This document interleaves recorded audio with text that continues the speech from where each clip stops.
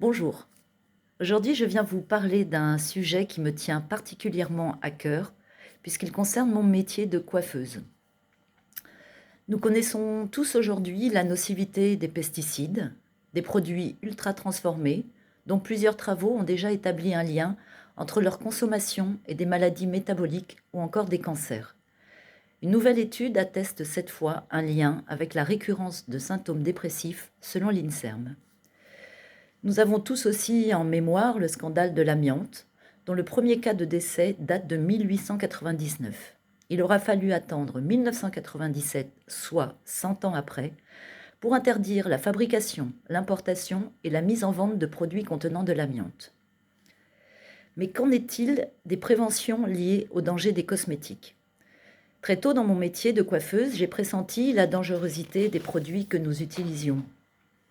Et je me souviens d'un professeur de biologie au CFA qui, sur le ton de l'humour, nous disait « Si vous n'avez pas de désherbant, utilisez votre produit de décoloration, l'herbe ne repoussera plus ».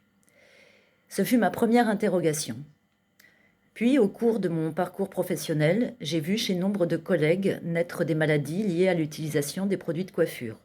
Eczéma, asthme, ceux-ci sont reconnus comme maladies professionnelles, mais aussi difficultés à concevoir, fausse couche.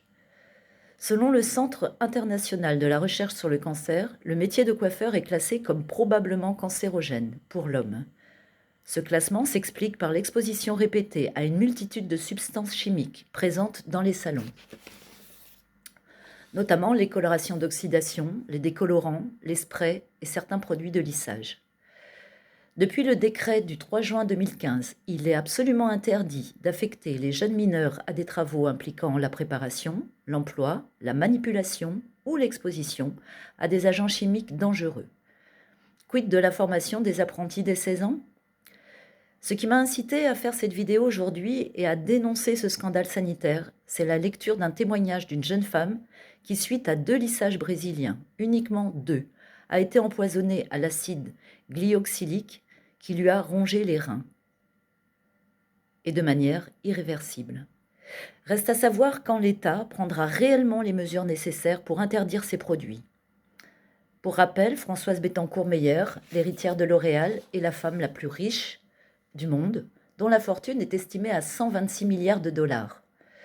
Le chiffre d'affaires de Schwarzkopf a grimpé à 49 millions en 2024.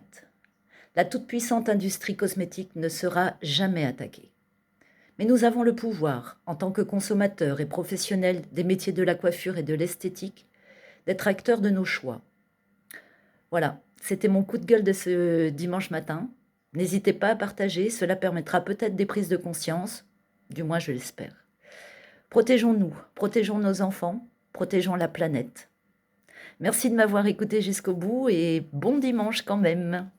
À bientôt.